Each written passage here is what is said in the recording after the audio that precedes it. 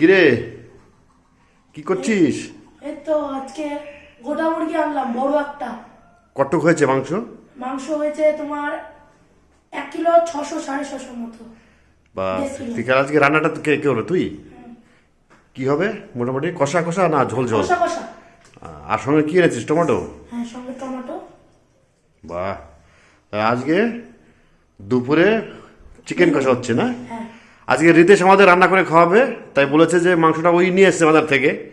তো আমাকে সকালবেলা বলেছে, বাবা টাকা দাও, আমি মাংস আনতে যাবো, আমি আজকে আনবো, আমি রান্না করব, আমি বেঁচে কোচে আমি একবার তোমাদের খাওয়াবো।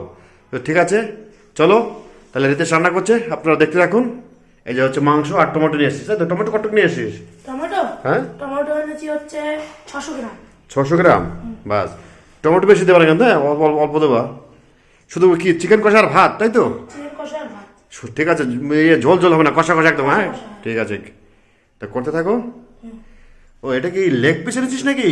ও বাবা, লেগ পিস তোমার প্রিয় নাকি? টেংড়ি? আরে কি ব্যাপার, দুটো কড়াইতে পেঁয়াজ কেন? একটাতে মাংস আর একটাতে লেগ পিস। ও বাবা, তাই? দুটোতে কি পেঁয়াজ? টেংরি আর ছাল। ও, একটাতে মাংস হবে, একটাতে টেংরি হবে। আচ্ছা আচ্ছা। ও, তো রিতেশ আমার রান্না শিখে গেছে, ও মোটামুটি সব আইটেমই পারে রান্না করতে। হয়ে গেছে রিতেশের এদিকে টেংরি কষা আর এদিকে চিকেন কষা। তো এখন রিতেশ খাবে। কে রান্না করতে করতে খেয়ে নিচ্ছিস নাকি? হ্যাঁ, তো রেডি হয়ে গেছে বন্ধুরা। এই যে দারাম করে পড়ে গেল রিতেশের পাতে লেগ পিস, টেংরি। ও, আর এগুলো কি?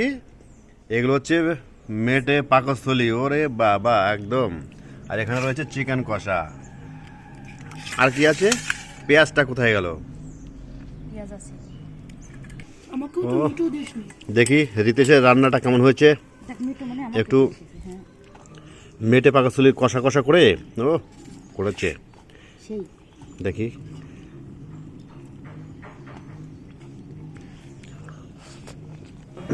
দারুণ দারুণ সুন্দর রান্না করেছে রিতেশ। তো টাটা।